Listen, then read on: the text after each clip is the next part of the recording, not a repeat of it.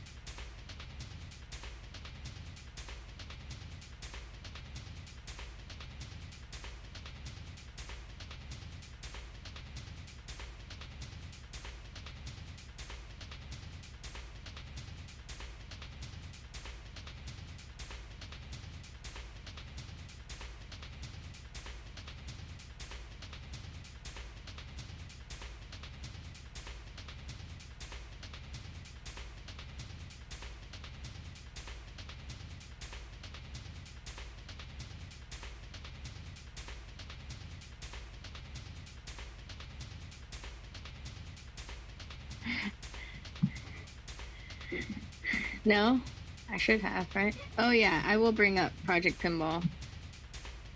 Okay. Yep. I need a white screen.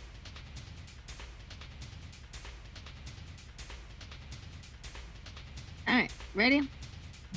I'm ready. Hello, everybody. Look, it's Kyle's back again. He's been working. He's been working on cleaning up this machine, and today we are going to focus on ball swirls. We all hate ball swirls, right? They're ugly. Tech issues? No. Hello. How do we sound? Do we sound good? Kyle, say something.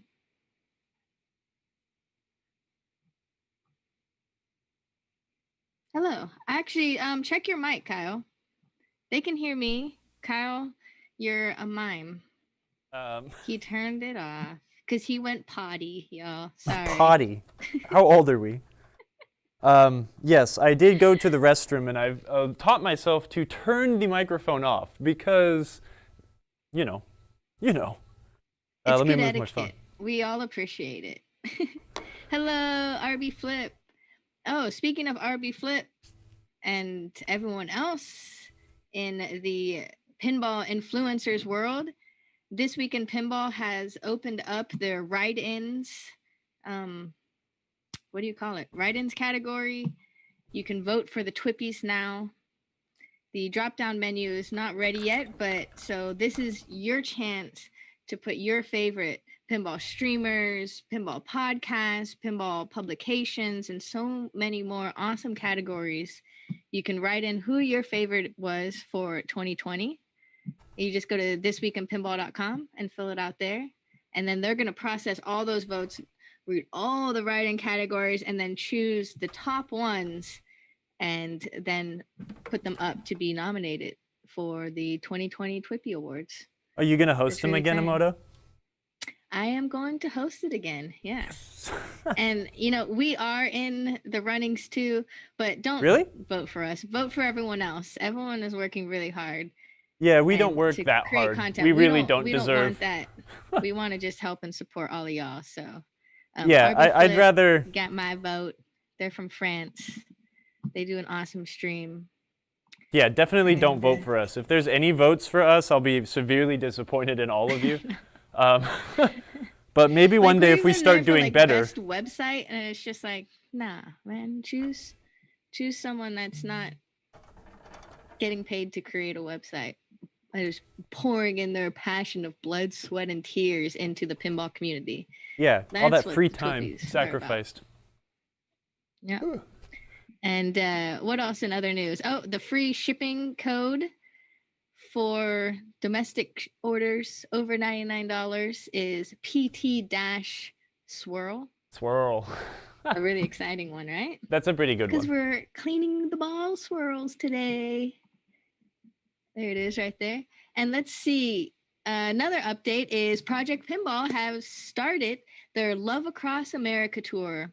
And so they are going to many different cities and doing 8 dedications across the East Coast.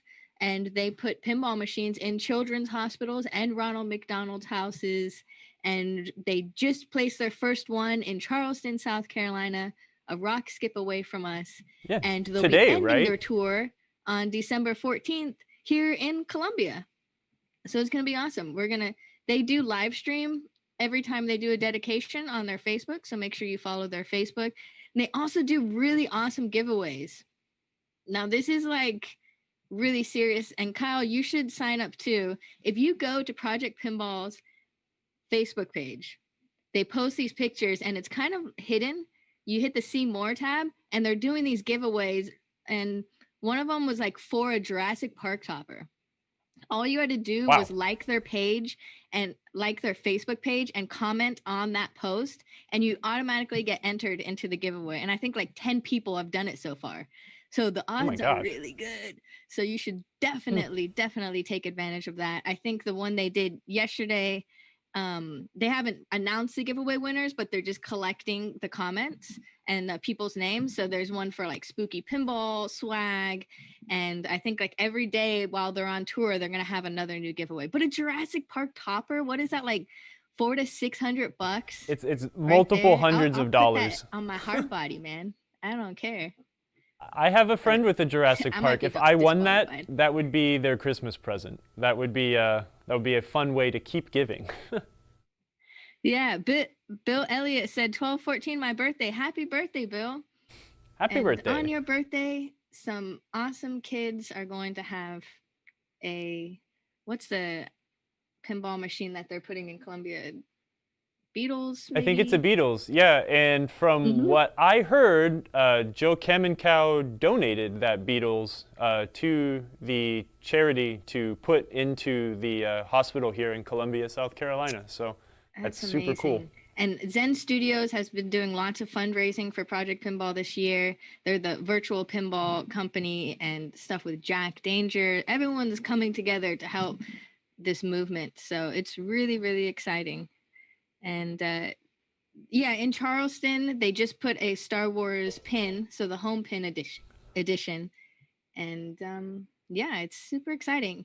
One of the things you guys can look forward to is tomorrow and a couple other times during their tour, I'll be coming on live on Marco TV, on Twitch and Facebook and YouTube, and doing a little recap with the Project Pinball team on how, you know, their tour is going and, you know, the significant moments. So they're going up South Carolina, North Carolina, cutting across to Ohio and coming back down to Missouri and doing this crazy East Coast loop. So that's so awesome rad. Work to Project Pinball Group.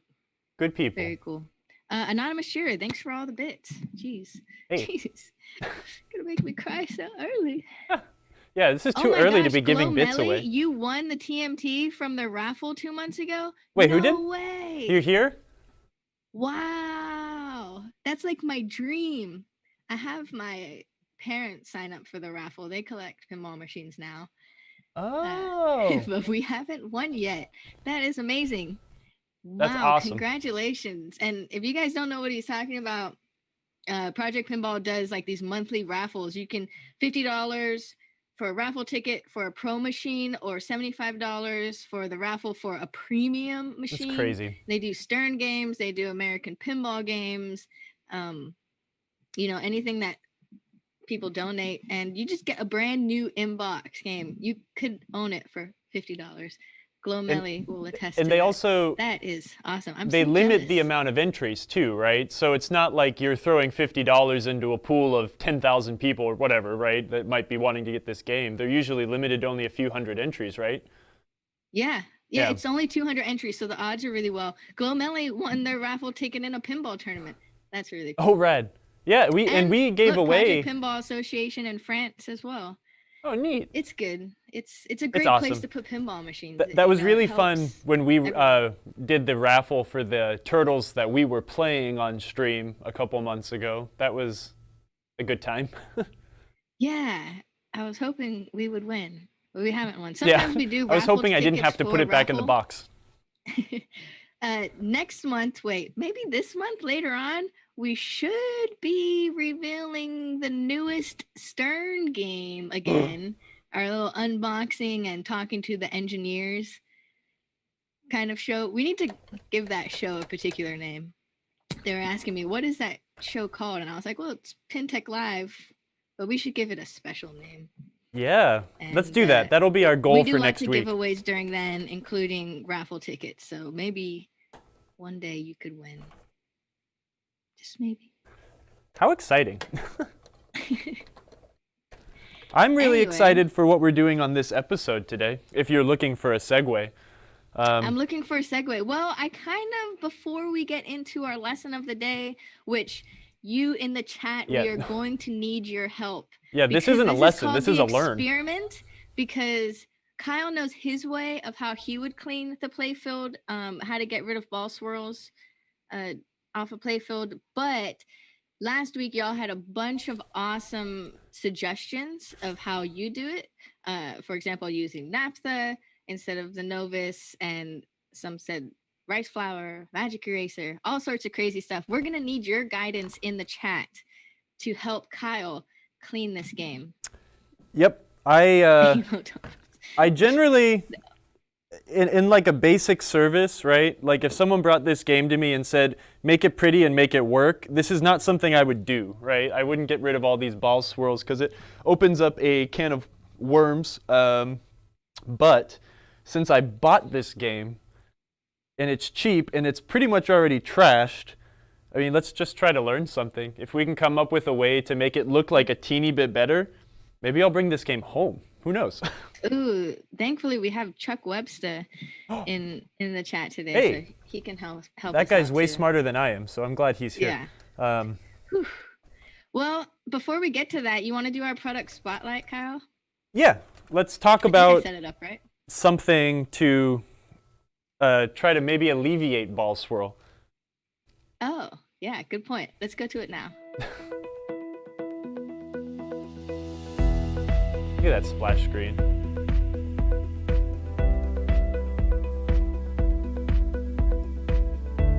Pinballs. Available at markpinball.com. You don't we got say. standard balls, we got silver jets, the high precision balls, and we even have novelty balls created by Back Alley Creations. We'd be a pretty bad pinball store if we didn't sell pinballs. Our most important product. All right. It go for is. Kyle. It is, and not all pinballs are created equal, and it is like it is a wear item, right? Even though it is a big hard piece of steel, a pinball can wear out, and a worn out pinball will end up causing a lot of, or could potentially cause a lot of damage to your game. Case in point, this Bally Strikes and Spares was kept in someone's house since the mid-'80s, and you look at this playfield and it is absolutely trashed. And that's probably because it had the same pinball in it for the better part of multiple decades. Metal on metal usually results in a really crummy finish. It's probably way too dark to see, but this used pinball, I'm not even going to try. This used pinball is very, very scratched up. And a lot of times with, in some games that have a lot of metal ramps or a lot of metal on metal contact, they can get so bad that they'll start to get nicked. When your pinball starts to lose its smooth finish, I mean, essentially it turns into a fine grit sandpaper that's rolling all over your precious playfield. not only causing damage to the finish, but also spreading dirt. A lot of dirt gets caught up into these little nicks and it rolls all over the place. That's why ball trails happen, right? So replace your pinballs. They're cheap. A lot of people might say, it's like, well, why don't you just tumble polish them? It's like, well, they only cost like $2. Just replace them. It's not worth your time. We offer 2 different kinds of pinballs. Aside from our novelty balls, we offer a standard pinball, which is a high carbon steel ball. We have done a lot. Actually, I won't say we. I'm going to give a shout out to Nancy, who behind the scenes for many decades has worked to find the perfect pinball. And she has gone through many suppliers to try to find a good quality, still at an accessible price point of a pinball. These high carbon steel balls is just your standard pinball. These are good for any game. They're nice. If you want to go a step up, you can get the Silverjet ball. These balls are through hardened. And what that does is it creates a very mirror, I can see myself, a mirror-like finish into the ball, which is pretty cool to have a super shiny ball all the time. The only downside to this hardening process is that it can cause the balls to retain or become magnetized quicker than like a standard high carbon steel ball. The standard ball, I just got a note in from the boss, from Nancy, in fact, low carbon steel. I'm sorry, low carbon steel. High carbon steel would be, low carbon steel, I believe, is harder than high. I'm sorry. Thank you, Nancy, for actually watching my show. It makes my heart so warm. She should be in here in her lab coat explaining this to you. But what it is, yeah. Most balls that have a really high mirror-like finish, due to the hardening process, they will retain magnetism. So, a case in point, games that use a lot of magnets, they could become magnetized, causing the balls to maybe stick to each other in the trough. That's a common problem on Williams and Stern games. It's sometimes, but in some applications, it's okay. I have Silverjet balls in my Twilight zone, which does have a lot of magnets, but it doesn't cause a problem. So use them at your own risk in the home. Some people have issues with their games with the magnets. Some people don't have a ton of issues. Try it out. Third kind of pinball. We do have some of these. They're pretty cool. It's going to be too dark to see, but we've got this, it's got a flame pattern on it. It's a fireball, if you will. These, oh yeah, check this out.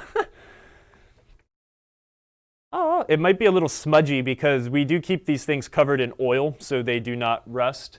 But these balls are kind of dipped using a chemical process to create a black finish. It's not like a coating, which will chip off and cause, you know, nasty dirt all over your game. And then they're etched to have some fun designs. I have one that is etched with the Star Trek combat or the Starfleet comm badge that I keep on my desk because I'm a Star Trek nerd. There's some that have an 8-ball on it. There's some that are fire. There are some that have a money sign. There's a bunch of silly balls. So fun novelty balls if you want to hide them in your game and, you know, when it pops out the trough, it makes you smile. Well, there you go. There's a fun ball. So yeah, stock up on pinballs. Change them often. I change most games on location. I'll change them as needed, but if not as needed, at least once a year. Games in the home, why not? Change them out in the same pace. We change them because they get scratched and they start to mar the finish of your playfields and do damage. So a nice smooth ball will do a lot less damage to your fancy and prized and beloved pinball machine. So yeah.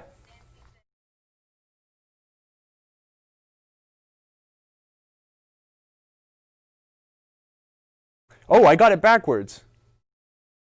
Okay, well, I got it backwards, but feeding him notes. Even though we are not metallurgists, but the reason why this Silverjet ball, which is very shiny, has this shiny finish is due to a hardening process. And that is why this ball will become magnetized slightly easier than your standard pinball here. So which is case hardened. Okay, I'm sorry, I got it backwards. Steve, you owe me lunch. No, I'm just kidding. These pinballs, again, they have a high shine to them, but they are just not as mirror finished as the Silverjet. The Silverjet, if you can't tell, and if the resolution's not great, the Silverjet is this ball right here, and this is the standard ball. So, anyways, there you go. You learned a little bit about the insider information of pinball land. Fresh tires. And I did too, because I said the hardening methods backwards. Good thing we have the producers watching. That was great, though. So now I owe Nancy lunch, and Steve owes me lunch for making me look like a chump. No, I'm just kidding. So, Steve goes, laugh out loud. My bad. It's okay, Steve. I mean, I should have done the research myself. Pin Daddy asks, do the novelty balls work well in magnet games, or will they magnetize at a higher rate like the Silverjets? Honestly, that I don't know. I believe that the novelty balls are made from the are not the same as like a hardening process that they use for the super shiny balls, or like we use for the Silverjets. So again, I had at my local arcade before I moved here, we had a Stern Trek, and that guy also hid one of those Novelty Combadge balls in there, and it never had a problem. Again, it's you kind of run a luck of the draw, right? Some games it'll be bad, some games it won't. A real common problem with older Williams games that use ball trough is they get divots in the ball trough where the balls sit as they wait to be fed up into the game. And when you have 4 or 5 balls that are magnetized and they are rotated in just the right way and all their poles align, those divots can cause the balls to not want to roll into serving position.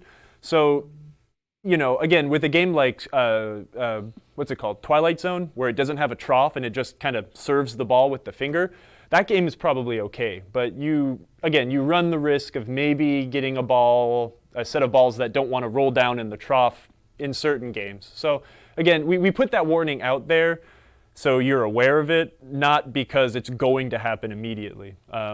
It depends on how much you play the game, right? If you play your game once a week, like I do at home sometimes, depending on what game's at home, it might never become magnetized. But if you played 1,000 times a week. Nancy says the novelty ball is the standard ball that undergoes a chemical process. Yeah, the chemical process to give it that black finish, which is then etched off. So again, it's not a coating, it's a chemical reaction to turn it that color. Anyways. Awesome. Dragor wants to know, what do you do with old balls? Throw them away. I recycle them. Put them in a gumball machine? What we used to do at the Pacific Pinball Museum is we used to tumble them and then sell them as a genuine used Pacific Pinball Museum pinball. Nice. And that was a good way to get small little donations from the gift shop. I don't recommend giving your used pinballs to children who want to throw them everywhere. So yeah, I usually just get rid of them or save them. I mean, they're kind of cool if you fill up a jar or something with a bunch of old pinballs. Yeah. You know. Daniel asked, why is the white ball from Twilight Zone is not metal? Right? No, so the white ball from Twilight Zone is ceramic. It's a very ceramic is very tough, and it's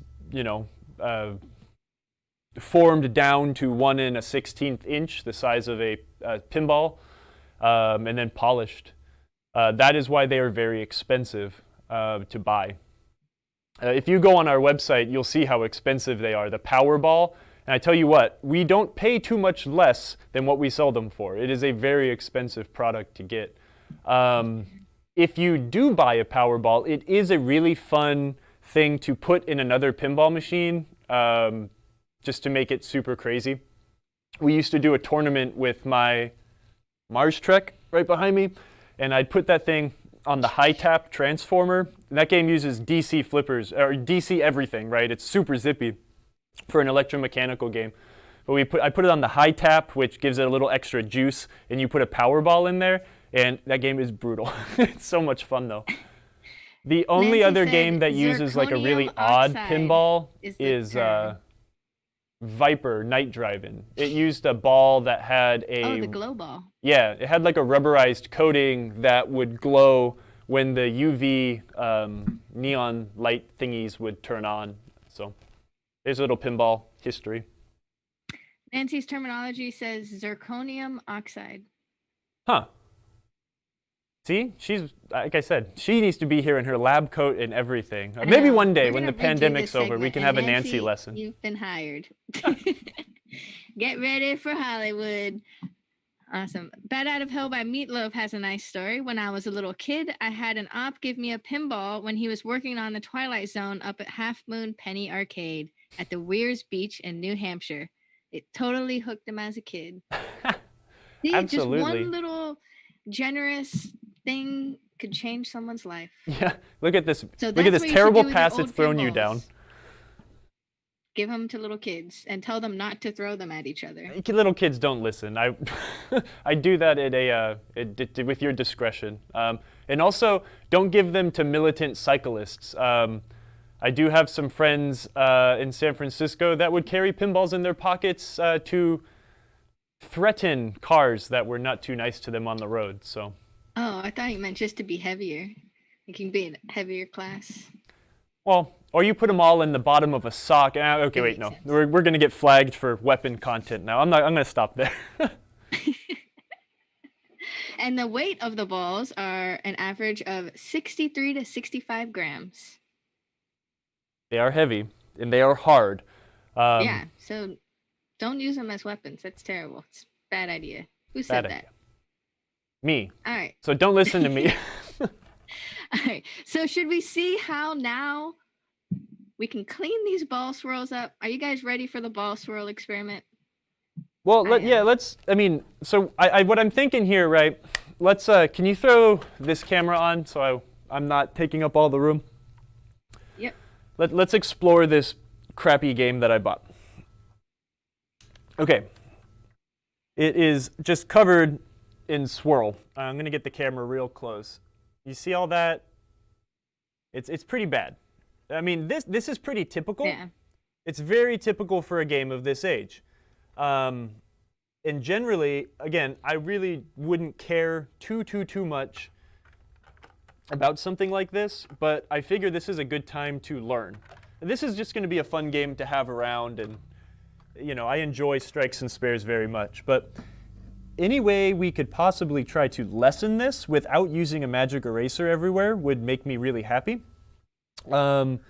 A good 90% of this playfield has been noviced already, so I've gotten all the dirt off. And again, what a ball swirl is, on these older, I mean, you can even see how shiny it is. This putt is especially shiny. I guess no one ever hit this area, so it never got worn out. Aww, but what a ball swirl is these playfields, you know, all playfields, electromechanical to the solid state games, they all had a clear coat. But it's not some super fancy, what's it called? Like an automotive style clear coat for like a super high gloss polish and blah, blah, blah. I mean, they were there to keep the games looking nice for longer. That was an important thing for an operator, right? But they were, I guess they were like a varnish. But what happens is it starts to crack. And what this is this is dirt that is basically embedded into the varnish. What we have, I mean, the way a playfield is constructed, again, is you've got a board, and then the silkscreen layers of the playfield are put down. All the colors are laid down in layers with inks, and then they are coated. And what this is this dirt and everything has been impregnated into that layer of the coating.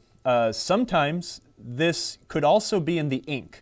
And that is why you have to be very careful, and why I tell people not to use the magic eraser unless you know what you're doing and you're prepared to refinish the game. If you need to bring that magic eraser in and start taking off teeny layers of the ink, there's not much there. By the time you get all that swirl out, you are also taking the ink down to the wood that is underneath it, right? So you have to be really gentle with this process. So that is why we are going to experiment here. Most of this is all hidden by the apron. Again, this playfield's trashed. It's, you know, these are super, well, they're not super cupped, but these are bad. I mean, we've lost a lot of paint here. Sure, I could come in here with a little paintbrush and fix it up, but who cares? This game was $400. It's just, you know, enjoy the thing for a minute, or $350. Maybe if they have a hardtop one day, I'll try doing a hardtop installation, but I wanted to see, I mean, let's come up with a game plan, right? I've already done Novus. This thing is heavily Novused and it is very smooth. What I was thinking is maybe we would go one step in severity up and see what kind of results we get. So maybe we will start with naphtha, then maybe we will try laying some rice flour down and then using the naphtha and rubbing it in and seeing if that will pull some of that nasty crap out. And then I figured we could also try the magic eraser down here and see if we can get some of it out as well. Nice. Does that sound good? I mean, does anyone else have any recommendations on how we should go about it? Yeah, in the chat, if you have other recommendations, I saw you guys posting some earlier. I'm gonna come look about, at the chat. You know, if you, it was a bit earlier, you know, with the magic eraser, but one of the disclaimers was it will remove the varnish. So don't use magic eraser unless you expect to clear coat your game. Oh, I think that's an important thing. But we've had people in the chat last week say that even just like, don't put pressure on the magic eraser, just do it a little bit and you should be okay. I mean, it could be a little bit of everything, right? But the David Valansky said, how about Novus 3? Okay, let's step up one level of coarseness and then we will try chemicals.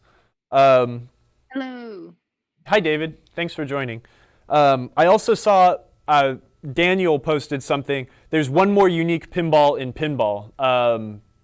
The Bally game Gold Ball used a gold ball, and it was in a separate trough. Sorry, this is a tangent. And when the gold ball would be activated, the game would know that it's kicked the gold ball out, and then things were worth more points. And I think it was, yeah, it was like a kind of a brass finished ball. Kind of cool. There's another one I forgot. So let's try, let me grab the Novus.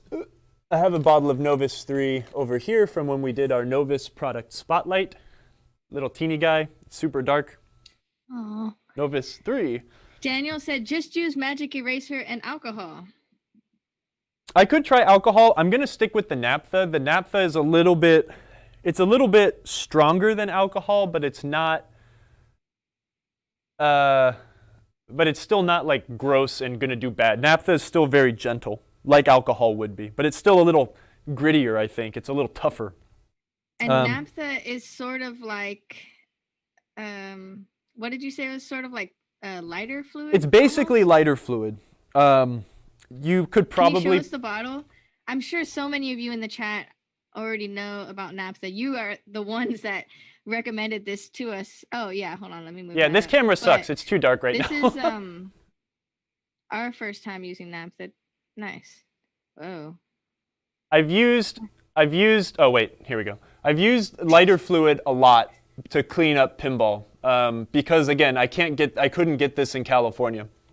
Yeah. So, but I guarantee you, if you put this in like a Zippo, it would probably light. So it's very flammable. So be careful. Do not do this in like a super small like shed or something. It's probably very bad for you. I'm going to give many disclaimers about this guy throughout this video, even when we're not using it. I do not recommend you use a magic eraser on your pinball machine at all unless you really know what you're doing. I don't want someone tuning in somewhere and be like, this guy told me to do this, it ruined my pinball machine. No. Polynesian Pinball said there's no residual on evaporation with naphtha. Oh, I guess okay. That's one of the reasons why. I guess that's probably the biggest difference. Yeah, right. If you pour some lighter fluid out on the floor, it'll make a dark spot, but it quickly evaporates. So thank you for educating me. I really am not super familiar with it. I don't even know what it comes from. It says to clean the naphtha plant. It thins enamels and varnishes. So you use it for painting, obviously, but it also cleans greasy, waxy, oily surfaces and machine parts. Let's try some Novus number 3. I'm just going to kind of go to town. Since I know Novus 3 is pretty safe and it's not super crazy, let's do it somewhere. Oh yeah, let me zoom in on you. I'm laughing at the chat. Midge is saying, he's moderating. Stop cursing in our chat, please. Thank you, we love you. I like cursing.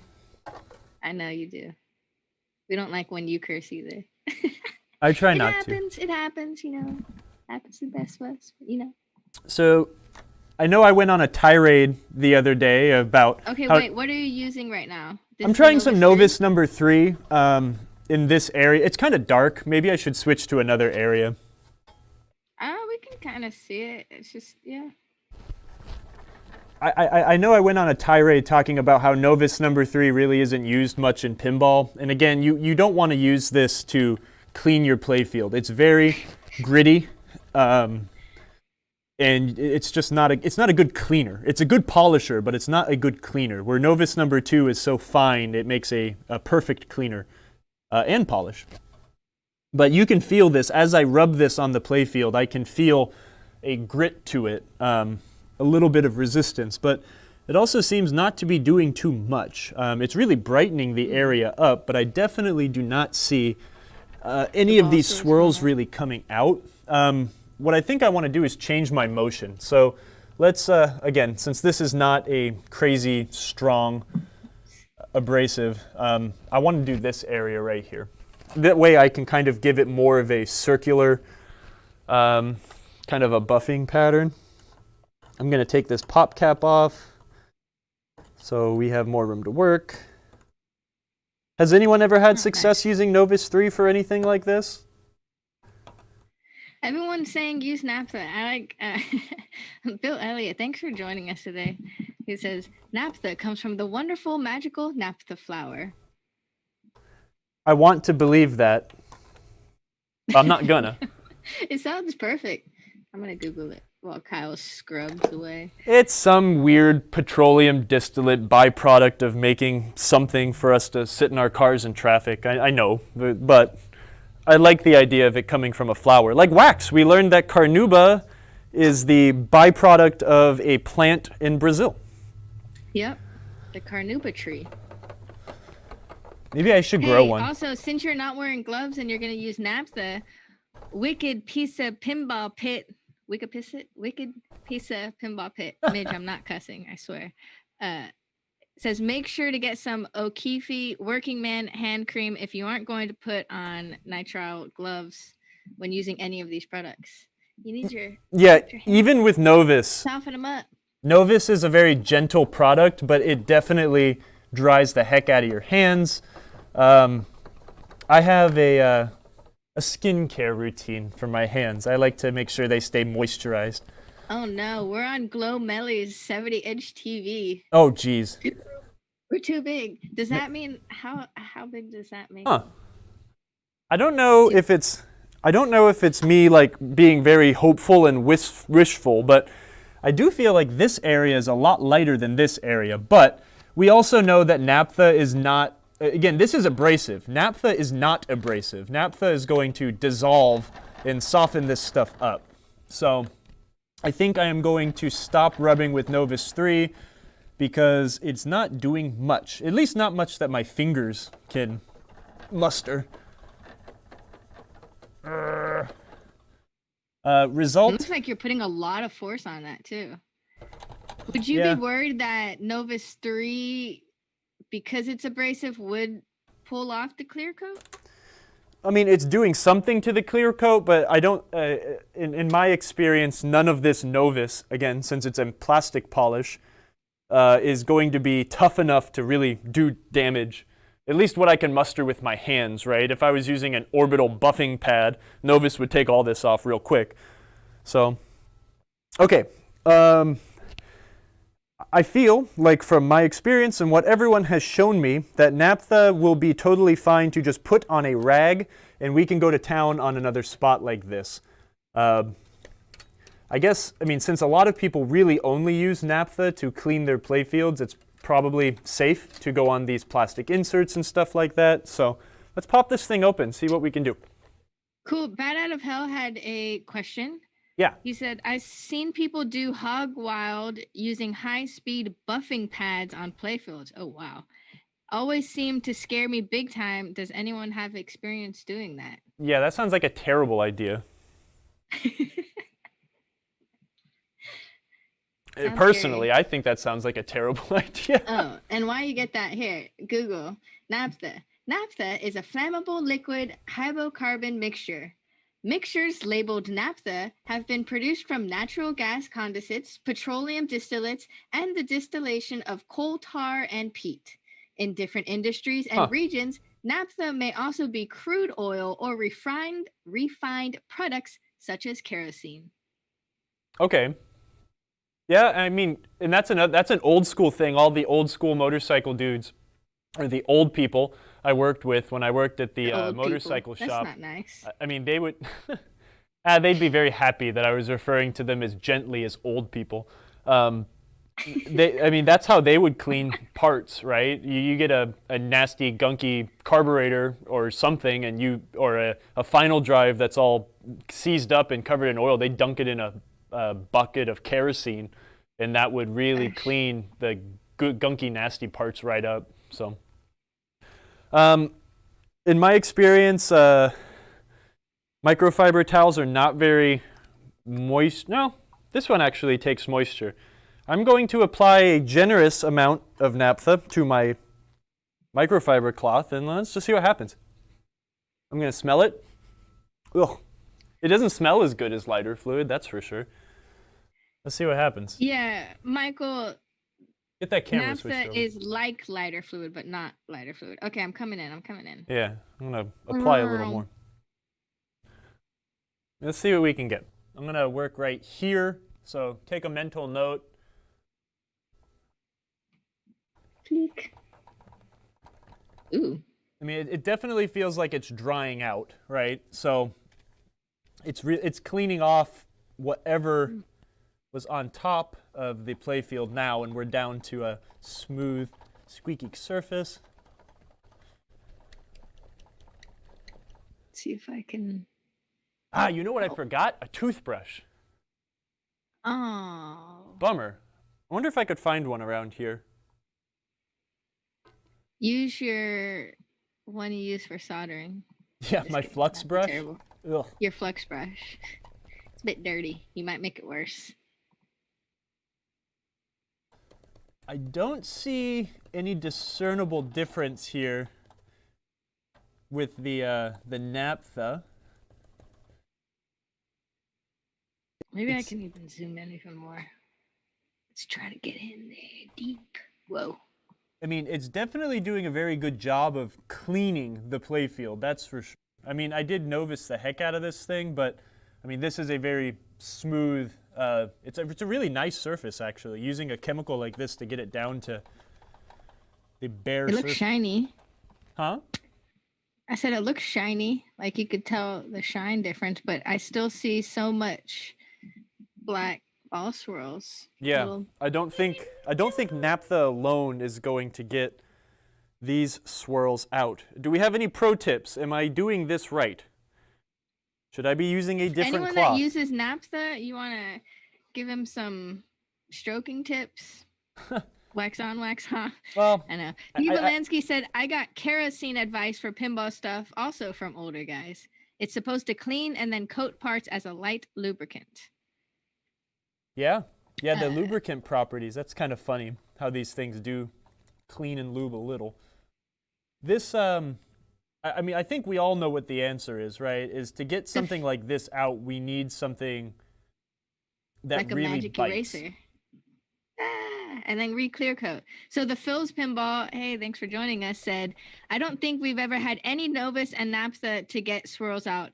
Magic eraser and naphtha and or Novus to wear down the finish is the only thing I've seen to take out deep swirls. Yeah. Insert Kyle's magic eraser disclaimer. Yes, I do not recommend anyone ever touch. Unless you're going to clear coat it. Do not touch this thing. unless you really plan to address what's going on afterwards, right? This will remove the finish and leave your pinball playfield very bare. So again, not recommended unless you're ready for the DEF CON option. Me, personally, I'd rather have a pinball playfield that is covered in a bunch of nasty ball swirl than have no artwork. So let's see what kind of results we can get with the Magic Eraser at the end of the show. But yeah, I think I think you're right, Phil. There's just no way. Just using the naphtha itself will not do anything on something this deep. Magic Ditto said Magic Eraser soft with naphtha. The Criff said always naphtha first, always naphtha first, then Novus 2. Yeah, I mean, naphtha I guess and Magic Eraser and then Novus 2. Well, everyone's saying hi, James Moriarty. Thanks for joining us. Hey, James. I think a lot of people Black again. Ops series works great on my machines from Sean Cannon. Pinhead's Black Ops series. Is that some type of specialty cleaner? I'm gonna Google. Huh. I'm not sure. Have you heard of this? No. Spray and Wipe from Tilt Graphics. Oh wow, that's a cool bottle. Black Ops series, quick in and out, easy product design for operators or regular pinball machine owners who just want the job done. It will clean and protect in one easy application. So I think what we've learned is on a game that is absolutely battered, as this thing is, naphtha alone won't do anything. Naphtha will clean the game. Naphtha, I definitely think, would do a very good job of taking out the nasty dirt. You know, I mean, it almost seems like, you know, if you really wanted to do a game super gnarly, use like a bunch of Novus, cut the game and all the dirt down with some Novus, follow it up with some naphtha so it ends up with a clean, bare finish, and then hit it with some wax. And that's probably a overkill, super thorough way to clean a playfield. But it seems like naphtha plus a magic eraser is really what is going to get the job done. I'm guessing we used the naphtha to kind of soften and lubricate while the magic eraser gets in there and starts to, again, eat and take off of the coating from the playfield itself. Now, before we go to like super DEF CON, I really, really want to try this rice flour method. Yeah, who said rice flour last week? Who said this? Are you here? So was it you, Pin Daddy? I'm about to like either make a big mess or Magic Ditto. While we wait, whoever said rice flour, please tell us how. Yeah. Berg Bookie said, absolutely never ever use Magic Eraser, and if you do or have, leave me your name so I know not to purchase your game down the road. Yeah, I mean, I'm kind of there with you. Again, at the end of the day, I'd rather have a game that looks like this than a game that is not properly addressed. But if you're a preservationist in the sense of like, you know, high-end restoration and those ball swirls just won't do, just plan to clear coat it afterwards. Oh, absolutely. And if you really wanted to spend that much time on something that needs that much work, and I applaud you, but this was a couple $100 pinball machine, I'm definitely not going to spend that kind of time or money making this thing that nice. Especially when there's a playfield available, right? iSkidoo said, maybe someone cleared over those black circle marks. Absolutely not. This is a game that's been in someone's house who did not know anything about it for 30 years, or 40 years almost. Oh, wow. Let's see. Magic Ditto. I've used flour and alcohol to remove the adhesive from Mylar. It will take up the paint if you rub too hard. Huh. I mean, and that's what I was thinking, is like how flour would do the job. And I think what it is it's like, since it is granular, it is going to be just a teeny bit abrasive. So when you mix it with the naphtha will get in there and you know, soften up the crud, and then maybe the flour would wick some of the crud away. So let's give it a shot. I mean, what's the worst that can happen? I make a dough. Do you have any isopropyl alcohol? No, it's been very hard to find ever since the pandemic started because it is a disinfectant and cleaner and, well, I don't know. I needed some. I was trying to put some new heatsink paste on my computer at home and making the dough. It wasn't around. Thanks for resubscribing, Roller Pinball. Roller Pinball said, rice and flour? Yeah, Wicked Pizza Pinball Pit said, I use regular flour, naphtha to remove mylar. Magic Ditto said the same thing. Huh. I'm going to try it. I'm just going to take a pinch. Don't eat the naphtha flour dough. That's great advice. I'm going to take a pinch of rice flour. I'm going to lay it down here. Oh, God, this is so horrifying. Whatever. Again, if this screws anything up, I put a piece of mylar on it, and it's under the apron, right? So, well, mostly. You can find alcohol at Costco right now. Oh, really? I need some isopropyl alcohol really bad. Yeah, you need to go get it. I'll go to Costco this weekend. I'm going to move the camera back a teeny bit. Yeah, this is why the show is called The Ball Swirls Experiments. Yeah, again, don't judge us on this experiment. We want you guys involved. This is something. Magic Ditto said do the liquid first. Oh, so really? Pour some naphtha, and then pour some rice flour, and then scrub softly. I saturated the cloth heavily with naphtha. We're baking a cake here. It's gluten-free, so what's that? Can you get a see-through hand so we can see what's happening? Oh. I wish. See? I don't see any discernible effects. I'm going to apply more. I mean, that could be a discernible effect, and we're losing some coating right there. Or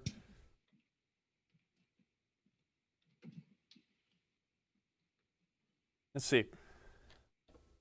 I'm going to try to localize it to the point, really. Yeah, Colin Baxter was like, you can get it from Walmart, but you have to get it right when they put it on the shelf because it goes out fast. This might be doing something, but I don't think it's doing a lot.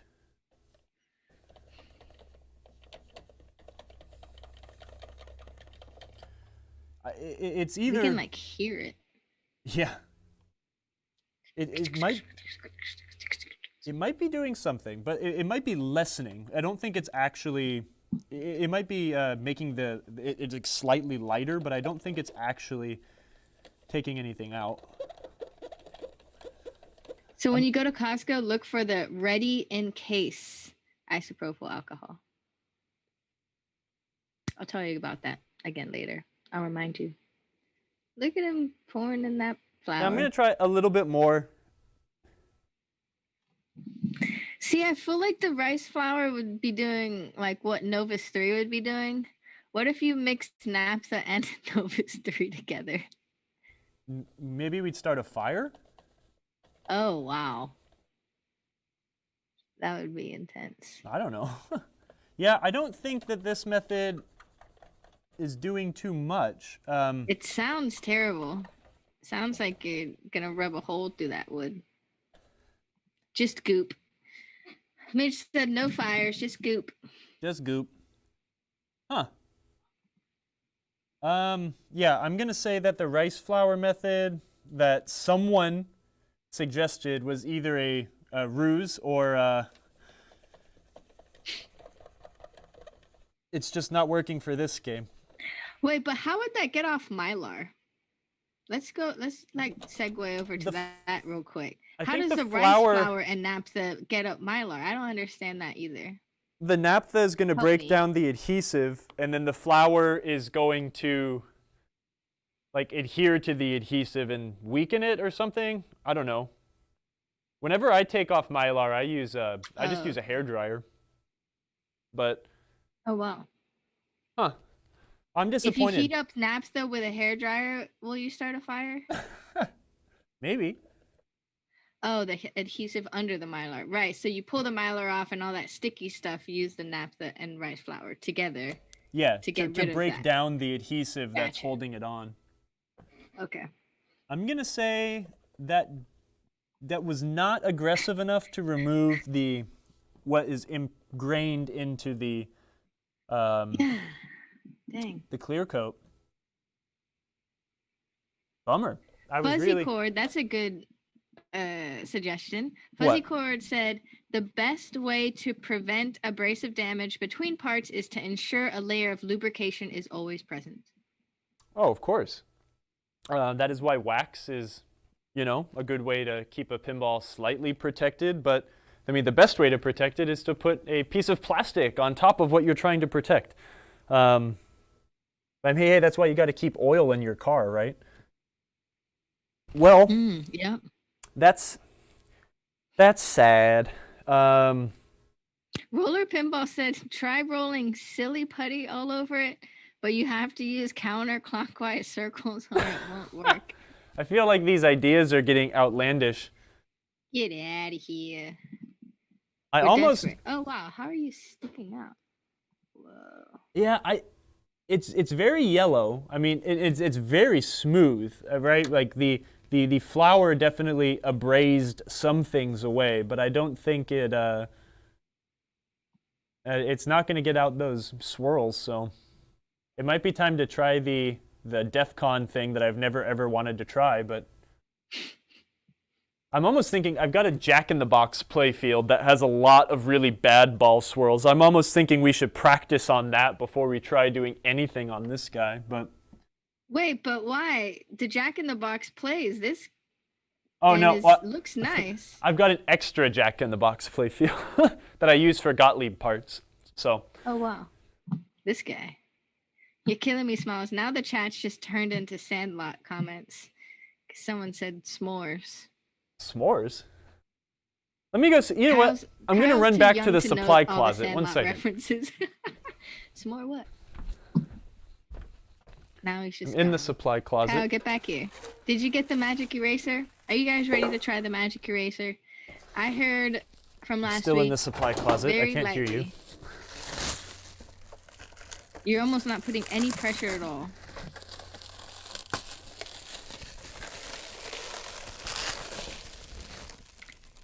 Nope.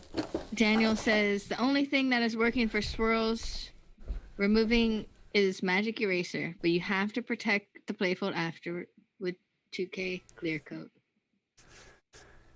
Yep, and it turns out. It says move the magic eraser back and forth without pressure at first. The Colossus of Cloud. So should I? So when I'm going to use the magic eraser, then I'm going to apply some naphtha to the eraser, and then without pressure, just or maybe I'll cut this so I only have like a thin strip, and I get this wet, and then I'm going to just gently move it in one direction. Does he use the blue side or the white side? The blue side is a sponge. It's a half and half. We sell these. These are magic eraser / sponge you can buy from Marco. Oh, it's in our reel. Always cutting a sponge. Yeah, it's easier to control to use a small bit. So my Jack-in-the-Box playfield is not as well. It's missing an insert, but it's not as grody as this thing is. It's just a 70s Gottlieb. So. Yeah, applied naphtha, only a 1-inch block. Thank you, Mr. Elliott. Thank you. Magic Ditto says yes. Take all the parts off and run it through the planer. That sounds like a good idea.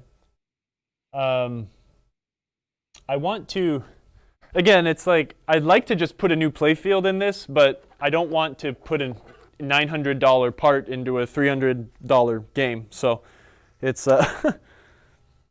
again, this doesn't bother me that much. When the game is like clean and waxed and it looks decent, like it's going to be fun to play whether it has ball swirl or not. But I was thinking it's like, well, heck, if we just run through with some naphtha and rice flour and it gets rid of all of it, hey, we did a good job. But that's wishful thinking. We were hoping. We were shooting for the stars. Wishful thinking. Nolan, you're late to class. It's okay. just a quick recap of what we've done so far. We are trying to get rid of ball swirls.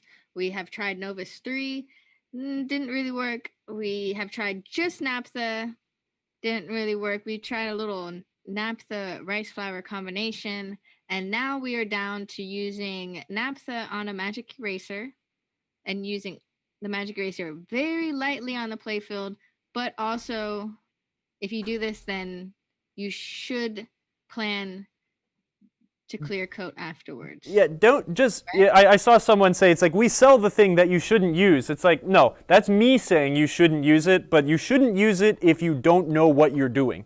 You need to be very aware of the repercussions of what you are about to do. Yeah, yes, you will have a game that might not have these ball swirls on it anymore, but you'll also have an unfinished surface, and it will wear out very fast. Throw that small camera back on. Let's give this a shot. All right. All right, I'm just... Thanks, Magic Ditto. Yeah, thanks, man. Okay, I am applying naphtha. I have a thoroughly naphthaed magic eraser. I'm going to work right here at the bottom.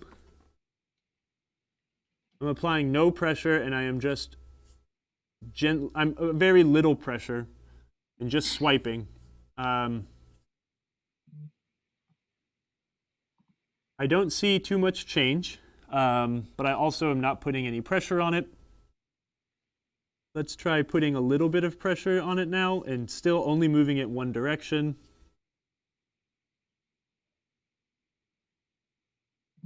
Hairdo cam? It definitely yeah, looks like it's it definitely looks like it's lightening up.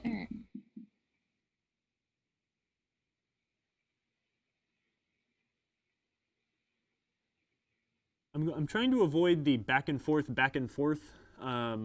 you know, this kind of a scrub.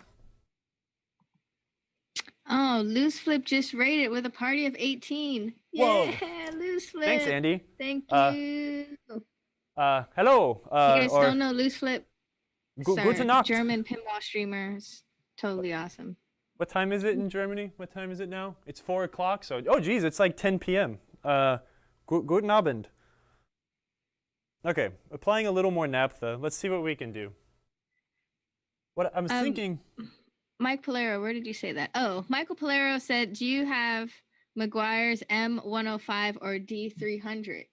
No, I am not familiar with what those are. Let me know. What are they? It's a mirror glaze ultra cut compound.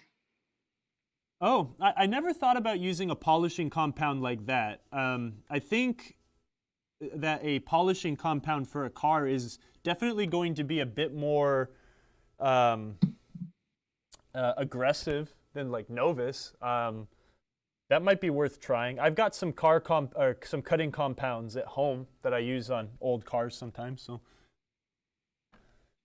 I wish, the problem is like there's nowhere I can do this on that won't like have a that I won't ever not see it. I mean, I guess there's a bit of ball swirl here, right? Is this coming up? No, let me move the camera. No. It's shadowy now. It's okay. Let me move this light down. Hello, Loose Flip. Thank you for joining us. Thank you with your raid. Yeah, thanks, man. Awesome. We are honored. All right, we got Nolan. Oh, that's a very good tip from Nolan. I always look at my magic eraser tool. I'm just adding words. For any slight sign of color rubbing off after every swipe. So are you looking at your eraser, Kyle? I am. We're watching you. I don't see much. Ice Skidoo says that's old dried barbecue sauce on the playfield. That's never coming off. Let's focus on this area. This is directly on wood. And I can scrub here. Scrub-a-dub-dub. I gave it like 6 passes. Oh, Daniel said you speak German. Great. Vielen Dank. Michael Polero. M105 is aggressive. M205 is supposed to be a fine polish, but you can vary things like a pad and water to change your cut along with the pressure and time. Michael, when you use that on your games, did you use it to get out the ball swirl and did it work? And if so, where were you last week to give us this suggestion when we were trying to figure out this episode? And also, do you think that's something that could be hand applied, or do you think I'd be wasting my time not using a big, powerful buffing wheel? I'd be willing to go experiment with some automotive compounds, absolutely. Sorry, I'm lowering lights to see if I can work this from a different angle, but also still have it visible. Thank you. While you do that, Mr. Elliott said, maybe I'm more heavy-handed, but I do circular motions with a little pressure. But I'm usually doing a whole stripped play field and ain't got time to be that delicate. That's what I'm thinking, is that maybe a circular motion would work better, because it's going to, the abrasiveness of this eraser is going to pick and grab at things that you might not get if you're just going in one direction. So let me try a circular motion down at the tip again, where we can see some visible. Yeah, just the tip right there. Okay, yeah, Pin Daddy, we are very diverse here. You come for the pinball repair tips, and then you stay to learn how to speak German. Or other things. Sandlot quotes. How to make weapons out of pinballs. Facts. Yeah. What to do with your dirty pinballs once they're retired. It's doing something. Oh, it's definitely doing something. We can see it here. It's definitely reducing them. Looks like solid yellow. It's just a matter of trying to figure out, again, like how heavy-handed you need to be to do this. And again, this is not something I'm going to do to this game. This is just a fun way to learn something new. For me, I've never done this before. Oh yeah, so Indie Pins, I just asked that question too because I didn't know. The blue side of that sponge is an actual sponge, and the white side is a magic eraser. It's kind of just an all-in-one piece, and it came in a larger rectangle, and we sell it on our website for look at that, fairly affordable price. It's definitely doing something. Ow, shit, that hurt. Sorry. You're banned. Midge, ban him. Can you ban Kyle from the stream? He cussed. I got this, the shooter's gauge, it cut my hand. All right, we got to take him to the hospital too, so. You see that? Come here, ban him, actually, take him to the hospital. It's definitely, I mean, the ball swirl's coming out. Can you point at where it's that little tiny dash, like that little centimeter line? Well, even this, like, maybe this will be better for the VOD. Like, when we were doing the rice flour in naphtha, this was very dark, and it is definitely like a shade lighter or a half shade lighter now. So the circular motion definitely, sorry, I'm going to hold the camera while I do it. Whose dog's barking? That's just ridiculous. Oh, God.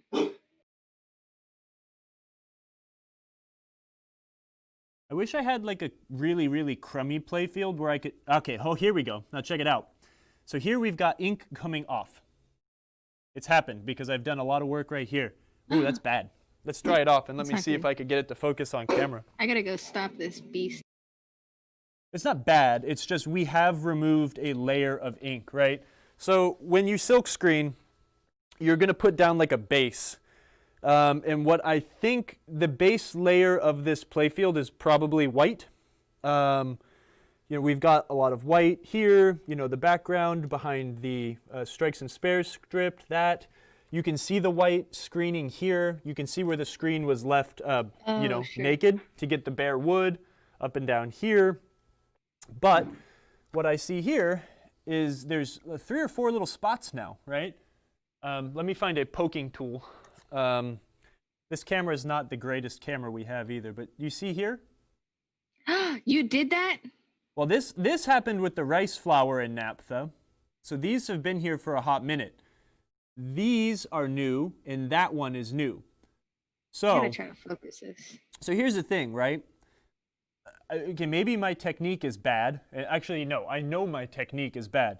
But we've been rubbing with varying strengths, various force in this area for a little bit now.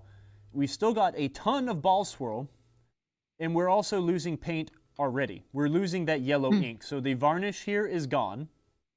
The yellow there we go. ink is gone. You can even see it here, right? You see these bad registration lines here? Can you see the transition on the edge between yellow and white on the very corner here? Hold it steady for a sec. Yeah, let me rest it against the plate. Oh, okay. Wow. Can you see how that's registered off just a teeny bit? Wow. Yeah, it looks like hair. So what it is, right, is we've taken off the varnish and the yellow screen. So there's, there's probably 3 layers of ink here. You've got your white, yellow, black, and orange. Unless they just laid the black down as a drop shadow, but I don't know. I'm not sure. If Andy's here, maybe he knows. I can imagine that there's at least 4 layers of ink right here. Because getting this registered right would be hard without it, if it was not just like a drop shadow. Anyways, so yeah, here I guess that's a case in point, and that teaches me something, and hopefully someone else in the future, that even though we still have a ton of ball swirl, we're also taking ink off. So I don't know. What do you guys have to say? Was that bad technique, or they said they're all triggered by the fact you're using a screwdriver to point out. Get triggered. It's my stupid game. Yeah, wow, well, that's impressive. I mean, but that's how dangerous it is. I mean, really, it does not take a lot of doing to get that to screw up. Rob Almond, thanks for joining us. What is your recommendation to get ball swirls out? We're doing an experiment today on all sorts of different ways. So far, we haven't had much success, I would say, right? No, we've had great success, but we've also removed ink. Yeah, I mean, without having to remove the clear coat and some paint on accident. He says, oh, you guys haven't playing the dangerous game. I've been there. Those ball swirls are ugly, and it's amazing just how ground into the paint they get. I had to learn to live with it. I get up what I can with a safer cleaning polishes and learn to live with the rest. That's kind of what Kyle has been saying too. Yeah, I mean, that's what I do on all my games. It doesn't really bother me that much. I was just thinking, again, we'll come back. It's like this game is just in such poor condition. Do you want to switch to the other camera? Sure. You don't have to see my beer belly in profile. Just in the, this game's already in such poor condition, I figured, well, let's just try doing something, right? But this isn't that bad. It really isn't the end of the world. I'll come in here and I will clean these inserts off, and there's a lip. You could see I've got like a teeny lip. I mean, that's why this happens, right? You've got a... we can't see it. The ball jumps up over here and it starts eating off the side. So I want to build up some Mylar on these guys. And, just so the ball has a smooth transition. But I'm just going to live with it, and we'll play the game this way. Maybe I'll put it in our local arcade for 25 cents a play and say, like, hey, here's an ugly strikes and spares, enjoy. Or it'll just be background candy for the studio here. But I think we're going to live with it. I would like to try some automotive polishing compounds after I tear the game down. I think we'll probably work on this game on PinTech. And we'll see what happens. So Fliptronic, thanks for joining us, man. Hey, thanks for joining. So exciting. I love this chat. Since you need to clear a playfield after using a magic eraser, you might as well take the time to use Frisket for masking and airbrush the colors back on, then clear. Man, you gotta have a lot of good skills to be able to do all of that. Oh yeah, I mean that's why what our friend Ashley does in New York is just incredible. Ashley Ludwig. Yep, she does all the touch-up painting and restoration, and it's beautiful. It's in all honesty, matching the color alone is such a science. With this game, I mean, just for giggles, I mean, I might repaint this, or maybe I just even use Sharpie and put down some Mylar. I don't know. Again, this is not a game that's ever going to win a beauty contest. I'd rather it plays good. I'd rather have a bunch of bare wood and play nicely than be really pretty. But Yeah, I'm definitely not going to waste my time trying to take out Ball Swirl on this playfield. I'd rather. Bat Out of Hell said, so when I've done this, I've had success in getting Ball Swirl off with Magic Eraser and isopropyl 91%. But as a general rule, for some reason, I find that yellow is always the most swirled up and also comes off the easiest. Huh. Yeah, maybe there's just something about the formulation of the yellow ink. I guess also, I mean, it's a light color, so it probably shows those swirlies a little bit more than others. Yeah, that's interesting. Weird. Hey, this is a cardinal sin. Yeah, D. Valansky. Look, we know Magic Eraser works to remove Ball Swirl, but what it really does is remove the varnish and the swirls of dirt embedded in that varnish. Even if you stop one rub prior to removing paint, then you still have no varnish and some swirl left that is deeper than the varnish layer.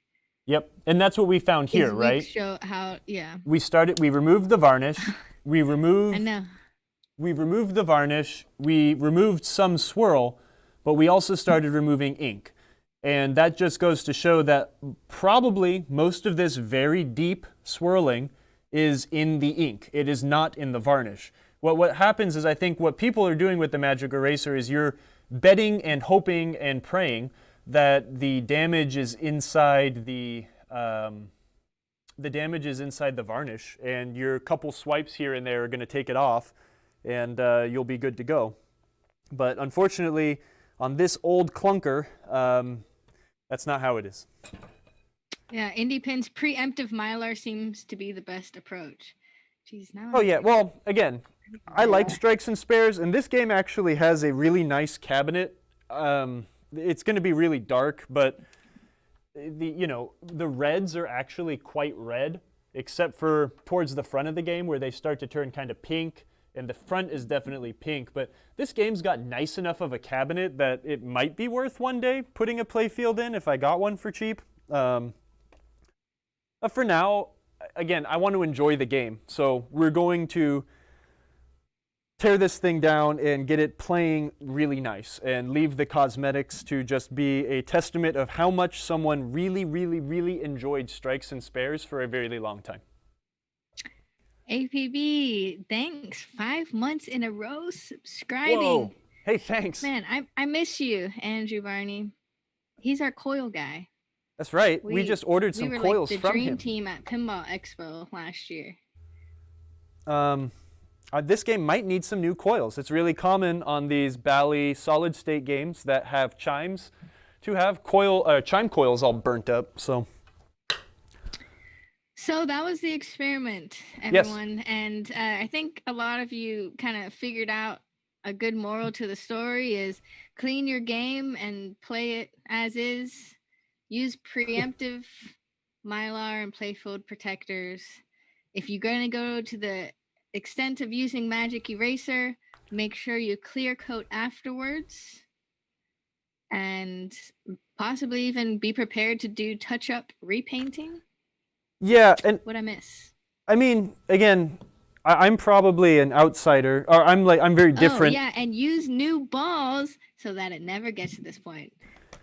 Good job. Good Midge. point. That's a good point. I think I'm going to be the black sheep, and again, where the condition doesn't bother me that much.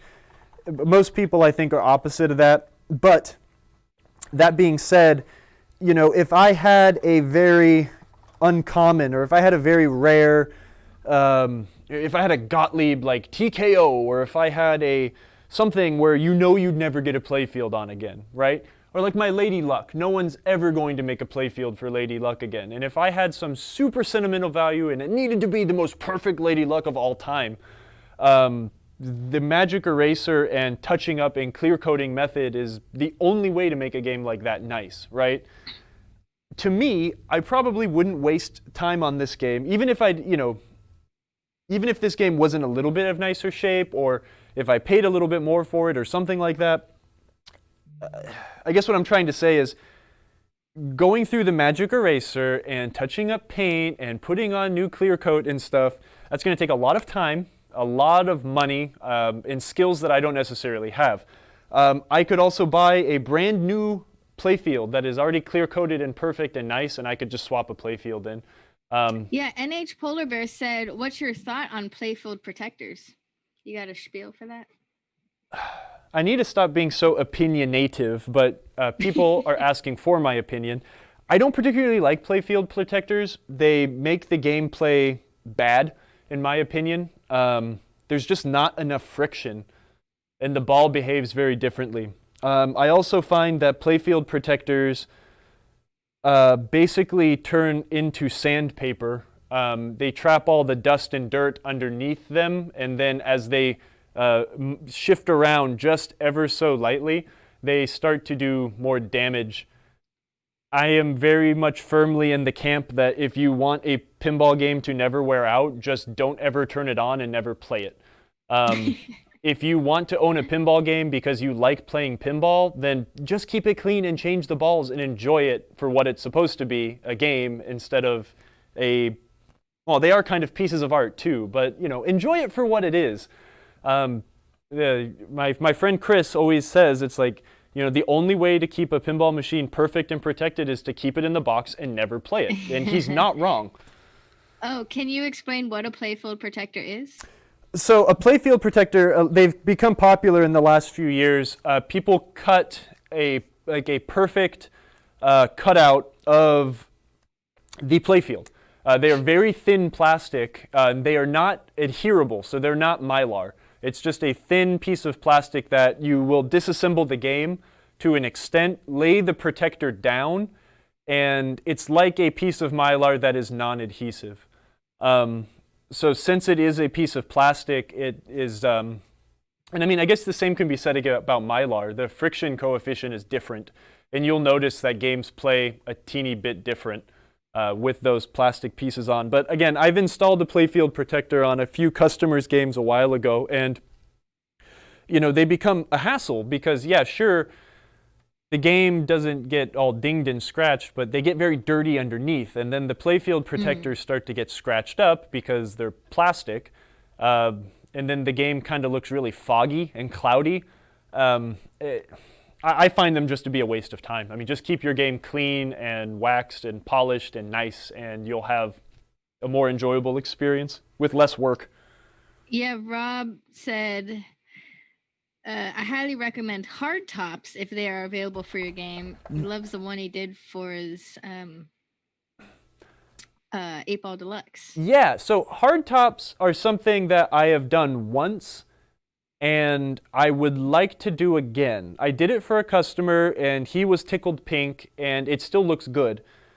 But hard tops are not overlays, right? A long time ago, someone thought it would be a good idea to do, they do pinball overlays, and it's just a big decal you put on the playfield. And those are problematic. They almost take as much work as actually swapping a playfield. It is much easier to get much easier to create an overlay as it would be to do a playfield, right? The people at CPR spend a long time, recreating the art, and they re-silkscreen playfields. But everything to, stamping and getting the holes correct when they do the, what's it called? When they dimple the playfields, and getting them routed out for the right inserts and blah, blah, blah. I mean, that's why they cost $900. But overlays are just a big decal that you would apply over the top of the playfield. The problem with those things is that a lot of the people that made these overlays have never ever taken a typesetting or any sort of graphic design class, and a lot of them look like crud when you look at them closely.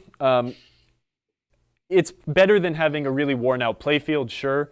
But then someone came up with the hard top, which is a piece of plastic.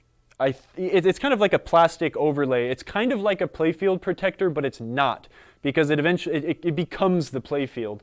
And that is a very good option, again, for games that are very low production, you'll never see a playfield for. Yeah, I'd like to do one. I bought a Firepower that included a hard top, and I ended up selling the game before I ever put the thing on. But Can we do a hard top episode? No, I don't have any games that have a hard top. It'd be fun if they made one for this game. This is an absolute candidate. I got this game for cheap enough that putting a new playfield on it would like tickle me pink, and it wouldn't really break the bank. But at the same time, I didn't spend very much money on it, and I don't want to spend a bunch of time and money to make it nicer. A hardtop would be really fun. That would be a good in-between. But unfortunately, they don't make one for this game. Oh, Bad Out of Hell said they make one for Xenon. Right behind you. I put a brand new playfield in Xenon already, so. Oh, don't need it. CPR, I got one of the last silk-screened playfields CPR did for Xenon. I finished it. I turned it on. It was one of the first playfield swaps I did where I did not have to do anything. The game just worked perfectly. I had to adjust a few switches. And then I loaded it in my car the day after I did the playfield swap and brought it to the Golden State Pinball Festival and let everyone play it all weekend. So that was great fun. Generous of you. Yeah. Oh, nice, Nolan. Thanks for that. Kerry Hardy did a hard top series, so go check out Kerry Hardy's YouTube page. He does amazing content. Yeah, I'll have to check that out. I want to see how he did that. Yeah, and then just going back a little bit about playfield protectors, the Phil's Pinball mentioned, I like them for deep cut insert games that aren't worth the time to fix all the inserts. I think that's what you're talking about. Right? Yeah, I mean, that's true too. I think that, personally, I think that playfield protectors end up, I don't know. They end up looking really bad really fast, and that's kind of my big thing that I don't like about them, is when they turn all cloudy and you can't see what's going on underneath, or they turn into sandpaper again. But I do see the point of them in that sense. Because again, a lot of this game has so many sunken inserts, it's ridiculous. A sunken insert, in case you don't know, again, is when wood and plastic expand at very different rates. And turn this guy on if you would. Thank you, producer. I'm going to see if I can lay this down at the right... Kerry Hardy's selling his Swords of Fury for $3,700. That's a good deal, right? How much does a Swords of Fury that's not super crazy restored go for? That seems very high for me, but he also spent a lot of time working on the thing, so... Yeah, and it's on a TV show. It's famous. I guess that's the thing. 24 to is 26? Oh, okay. It all depends on how much you want Swords of Fury. Well, if you don't know what it goes for, then you'd be like, wow, that's a good deal. So good luck to him on getting it sold. If you want... All right, what are we looking at here, Kyle? What I'm trying to show is like... Oh, don't use your screwdriver. Do you see here, right? Like I've got the screwdriver almost flush with this insert. And do you see how the screwdriver is hitting the wood here? Right? So that's what we call a cupped or a sunken insert. That's very common on on older games. The older a game is, and this is a very old game at this point, you know, it's 40-something years old. It's decades past its quote-unquote expiration date. And we have to address this kind of thing if we are going to start playing this game. The correct way to fix this would be to replace the insert. Unfortunately, these inserts are silkscreened, right? They have artwork on them. So I could just replace it with an insert. It wouldn't say 5X anymore. Crystal's in the chat. Crystal, welcome to the show. She's Blue Continental on Twitch. Listen to her podcast, The Plum, on the Pinball Network. She has a work question. Go for it, Crystal. A work question? Oh, We Don't Know Games is rating us. Oh my gosh. With their party. Thank you. Wow. Hi, everybody. Thanks for joining us on our silly, fun show. Anyways, yeah, just while Crystal sets up her question, we're getting to the point in time where we do open up our Q&A session with Kyle. Q&A with Kyle. So you can ask him any questions you want about pinball. Maybe you have a game that has some types of issues that you're looking for help from him or even from the chat, because we have a lot of smart people in this chat today and every week, every Thursday at 3 p.m. And if you're interested in seeing what we did during this show, all of our episodes are archived on YouTube at youtube.com/Marco Pinball. And if you have any ideas for future shows, please feel free to email us at marcotv@marcopinball.com. All right, that's my spiel. Good spiel. So ask Kyle questions. Oh gosh, it has all that rice Still flour on it. I around. forgot. This thing has to be thrown far away. Oh, he just threw away his microfiber, and I hope he picks it up later. Crystal, if you're still here, feel free to ask your question. And TV MGC, hey, it's a Midwest Gaming Classic. Whoa! Dang. Dang, we've got Thanks for joining all us. sorts of rad people in here right now. Unfortunately, we've already gone over almost all of our content. But yeah, this is going to be an interesting game to try to get playing nice. We already know that cosmetically. Here's a promo. What'd she say? No, what'd you say? I'm just that, and just a reminder, our free domestic shipping for orders over $99 is PT dash swirl. Swirl. Post right here. Again. Kyle, we have a good question. Okay. I lost it. You guys are going crazy. How do you fix cup inserts that are raised from the playfield? I was just getting to that before I was so interrupted. So the way that the proper way to fix this thing is absolutely to replace this insert. You will not find a insert that says 5x on it that is, 3/4 of an inch anymore. So you've got a few options here. One would be to pop the insert out from the bottom of the playfield and then re-level it. Sometimes, though, the difference between like a sunken or raised insert and a cupped insert will have different issues, right? So if an insert becomes cupped, inserts are flat, right? But a cupped insert looks like a cup a little bit, and it's got a divot in the middle. The only way you can really fix that is to remove the insert and lap it down flat again to make it have a flat surface and then reinstall it. We couldn't lap this, though. If we lapped this, we'd lose the artwork.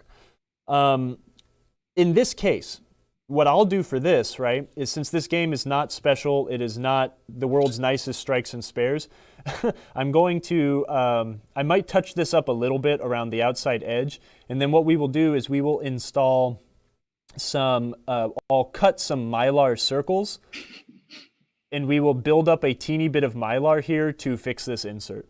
Yeah, so if you were to remove an insert, you do need to make sure that they're flat before you put them back in or replace the insert. Super glue is how I reinstall inserts. The inserts are, shaped like little cups if this was the top. And they are in recessed holes, but the bottom of the hole is not a straight through, right? They've got a little shelf at the bottom.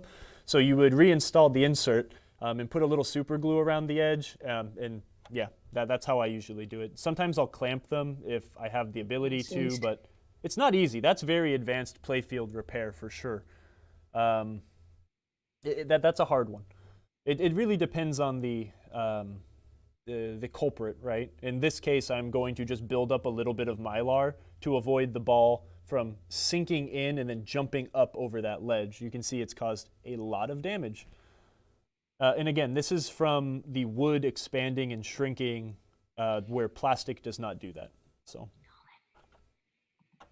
Colin asked, do you use super glue? I use super glue to put inserts in, yeah. Rob said, I take a raised insert over a cupped insert any day. Heat underneath and smash. Nicely. Yep. Yeah, a raised insert is much easier to repair than others. Now, again, a raised insert on a game that is coated in Mylar, or has a layer of Mylar on it, that's different.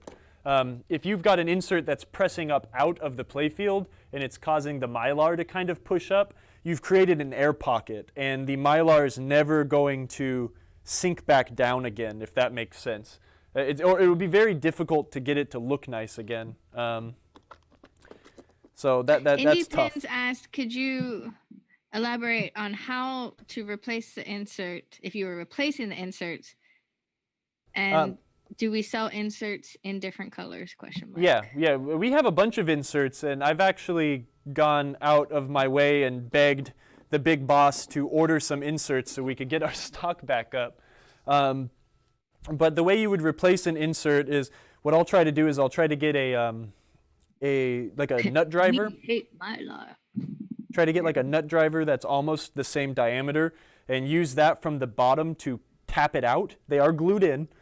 And then once you tap it out, you know, you have to be very careful, obviously, to make sure you don't damage any of the surrounding surfaces.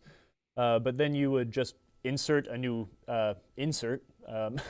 Put a little, I usually super glue the bottom, and then what I'll do is, depending on the game and the situation, I'll use a 2x4 or something like that, and, you know, spread it out even over the insert, and then tap it in with a mallet. Sometimes, depending on the game, if it's a very, you know, nice game, or and it's a, you know, a newer game, I'll try to put something soft down, and then the 2x4, then be able to mallet it down. So. Again, and these are things that I've only had to do via experience. It's very hard for me to recommend. It's like, oh, my Gottlieb Jungle Queen has a missing insert, or it's raised. It's like, oh, I'm going to take Kyle's advice and, you know, try it out myself. You know, it's not easy. It's not as simple as just, you know, gluing and tapping. You know, there is a bit of finesse to it. So I'd recommend, you know, if you have the luxury of trying it on something else, you know, go buy a junk playfield and try these techniques on them before you go in and try to do them yourself on your prized possession. Sure. And DeWisp says, never apply glue to the insert, always to the hole. Yeah, I'm sorry. I should clarify that. Yeah, you don't put the glue on the insert. Thanks, that gets very messy. You put the glue on the little ledge that the insert lives in, and then insert that and pound it in that way. That way the glue stays where it needs to be, and it won't, you know, squeak out all everywhere else. This thing is disgusting. Nice. Josh Asbury on Facebook asked, could a small pin poke the air pocket and let that air out? Would the Mylar still be warped? No, I mean, yes, you can, but you've also, you have compromised Mylar still. It is going to start bending and folding, and it's already kind of, the adhesive is weakening, and it's going to want to continue raising. You know, your next thing, well, what if I get a needle and inject a little bit more glue and I stick it down? I mean, you're going to get like a bunch of creases. You kind of have to start living with it at that point, right? Because not only, you know, you can repair the insert, and that's fine, but the Mylar is going to start working its way up, and it really just depends on how much of a project you want to turn that playfield into. And again, it depends on, are you going to get another playfield ever, you know, or do you just kind of want it to play? It's tough. Mylar is tough. Mylar is the greatest way to protect a playfield. It's also the most difficult thing to repair when it starts to go bad. And I think, again, Mylar kind of has a bad rap just because so many of those old 80s games have Mylar on them, and they're starting to fail. But it's a great way. I have a friend in Nevada that every single one of his games, he cuts his own piece of Mylar for and applies it. New games, old games, it doesn't matter. I mean, I think he did it for his Deadpool. He put a full sheet of Mylar on it. And, you know, if you do it right, it will last a very long time.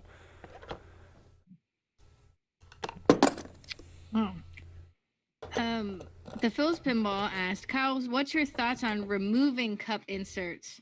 Poly to fill and protect art, sand flat and polish, and reinsert into the game. I would always rather remove and repolish and reinsert into the game, right, to get them flat. But it just depends on if there's graphics, right? I mean, if all of these inserts were cupped, right? I mean, we've got our strikes here on all these guys, and these are lightly cupped. I'm not going to go that far, right? All these, the spare on these stand-ups, these guys here, it really depends on the situation. Maybe how steady you are with a paintbrush. But that being said, I don't know. And I guess the other thing too is once you replace one, if it's got a mate, you know, the other one starts to look like crap. And then you replace two inserts, and then, well shucks, the other one's kind of downstream. They're kind of looking like crap too. And it might turn into a snowball effect, right? But I always try to stick with what I have, because these have a uniform wear to them, where a brand new insert inside this position would look very weird next to the others. But if you can't work with what you have, I mean, you got to do what you got to do. The poly protects the art and fills in the cup. Yeah, okay, sorry, and to talk about the polyresin, I've done that a lot too. Michael Schiess, the director, founder, and all-around awesome dude at the Pacific Pinball Museum. If y'all aren't aware, the Pacific Pinball Museum in California has probably the most complete collection of Gottlieb pinball machines prior to 1960. So, flipperless, flipper games, it's incredible. But, these are games that were made in the hundreds and, most aren't around anymore. When you get games like that you literally have to work with what you have because you'll never find anything else. We have used that. He showed me a way to use that polyresin to fill in the cupped hole, and that is a very viable option too. Again, that's something I would recommend. This is very broken. I would recommend trying and practicing that method before just going hog wild on your game. What it is it's kind of like an epoxy resin. What camera's on? It's like an epoxy resin that will take a cupped insert like this, and you can very slowly fill it up to the point where the ball won't have to travel like through a cup, but at least it kind of fills in that void. I don't have any. I need to get some. Daniel says you can use a small amount of 2K clear coat to level the cup insert directly on the playfield. That works too. Yeah, that's kind of the same method we were talking about. So this is all going to come up. This silk screeny bit here is all foobar. So when I clean this area, it's going to get ruined. It's already coming off on my cloth. You just have to be careful that it doesn't spread. Clean gently around these sorts of areas. Yeah, your cloth's getting dirty. Indie Pins asks, is there a way to reattach the metal rails that are in the shot now? I guess the inlane outlane rails. What, like these guys here? Mm-hmm. I guess, yeah. Sure. Yeah, it's common for these to be broken. Indie Pins? What those rails are is, so they're not just round.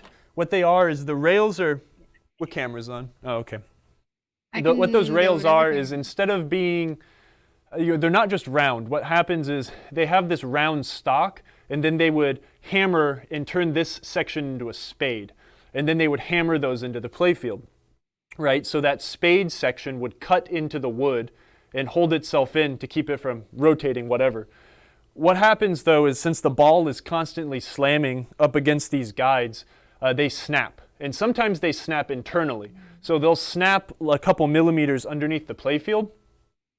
So yes, you can pound them back in, but these are also quite easy to make yourself. We sell wire stock and some wire bending jigs. Really, you just need wire stock and a vise and some pliers, and you can make these things pretty easy. But I would recommend putting that spade back in it. What you need to make sure, though, if you are just going to pound these in a little deeper, you need to make sure that the height of this needs to ride like the center line. Does that make sense? When the ball's coming down. Can you use the other camera to show? Oh yeah. Yeah. Hook it up.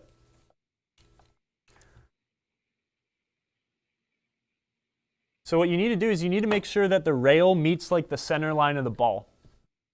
Right? If you pound this thing down way too far, they break a lot easier, and it just doesn't behave correctly.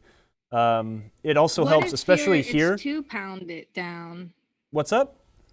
What if it's too pounded down? Like IndiePen says, they have a rail that is too short and the ball jumps over it. Yeah. What will happen is the ball will have enough momentum to, it'll hit this and it will act like a jump. Even though it's, a blocker, it will kind of find its way over. The other thing you'll happen is that this will be a really crappy transition. So if you're ever playing like an old Bally game or something and the ball, this is the finer points of setting up a pinball machine, and this is what everyone should spend more time adjusting on their games, right? Is this transition here. When it comes off of the rail and onto the flipper.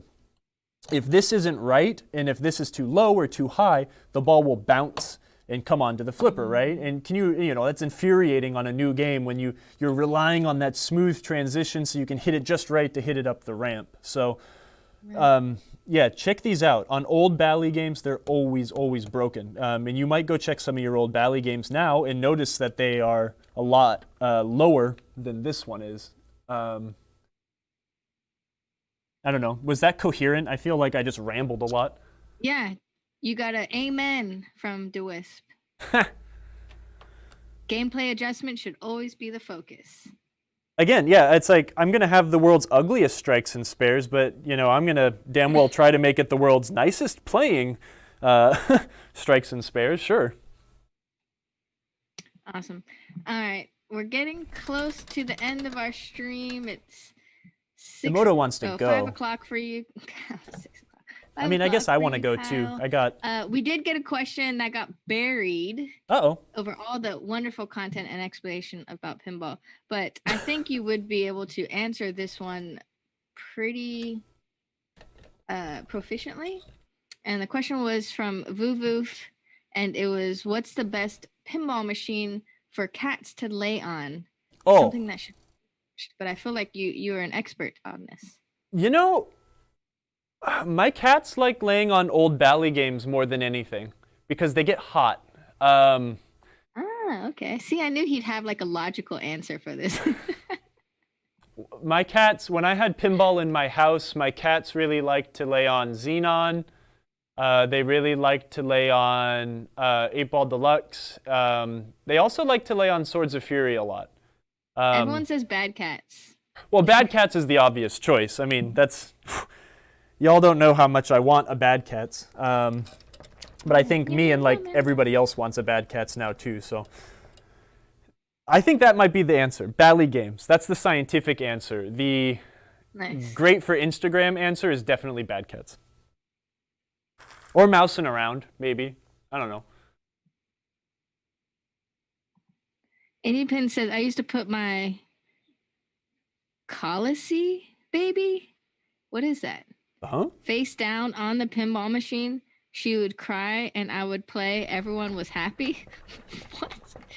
What is that? What's going? I need some explanation here before I raise my eyebrows. I'm gonna withhold some. Is that it? Oh, Mr. Kim has mousing around. Mousing around next to a Bad Cats would be a great combo for sure. We have 2 mousing arounds in this building right now. One of them, I think I showed everyone, the melted ramps. That one, that's fun. That's a... Oh, colic baby. When a colic baby cries. Colic baby. See, I haven't learned that term yet. Wait, what is that term? I'm still confused. It's when a baby. It's when a baby cries, Kyle. It's when a when a baby cries a lot and can't stop. It's called colic. I guess that's probably the... We learn all sorts of things on this show. That's right. Don't take this in the wrong context, but the biggest driving force for me to have a child is to like teach a kid to love pinball and to entertain them. A good dude to chat with, John Ehrlich, that owns Jack Bar in New York City. He had a baby recently. His baby's so cute. And he's got all sorts of awesome pictures of him like just holding the baby on the baby holder and like it like being enamored with pinball.